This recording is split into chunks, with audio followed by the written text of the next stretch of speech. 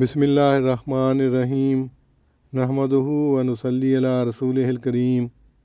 حضرت صاحبزادہ مرزا بشیر احمد رضی اللہ عنہ حضور علیہ السلام کی قبولیت دعا کے ایک اعجازی نشان کا ذکر کرتے ہوئے تحریر فرماتے ہیں، قادیان میں ایک لڑکا حیدرآباد دکن سے تعلیم کے لیے آیا تھا۔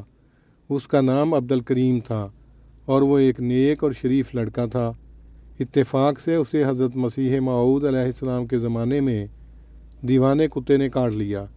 حضرت مسیح موعود علیہ السلام کا طریق تھا کہ دعا کے ساتھ ساتھ ظاہری تدابیر بھی اختیار فرماتے تھے، اور بعض نام نہاد صوفیوں کی طرح جھوٹے توکل کے قائل نہ تھے۔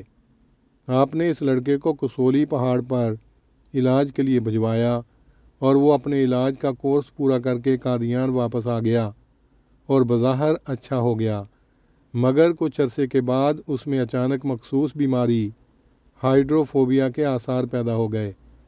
حضرت مسیح موعود علیہ السلام نے اس کے لیے دعا فرمائی اور ساتھ ہی مدرسے کے ہیڈ ماسٹر کو حکم دیا کہ کسولی کے ڈاکٹر کو تار دے کر عبدالکریم کی حالت بتائی جائے اور علاج کے متعلق مشورہ پوچھا جائے۔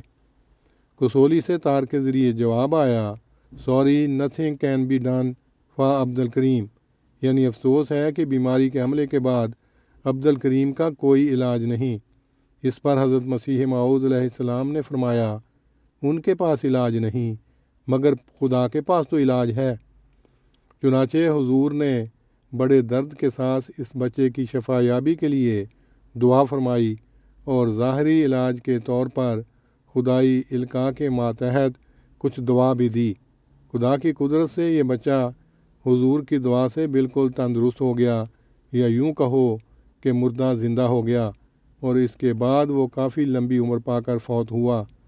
سیرت طیبہ از حضرت مرزا بشیر احمد صاحب، صفحہ 126۔ وآخر دعوانا ان الحمد للہ رب العالمین۔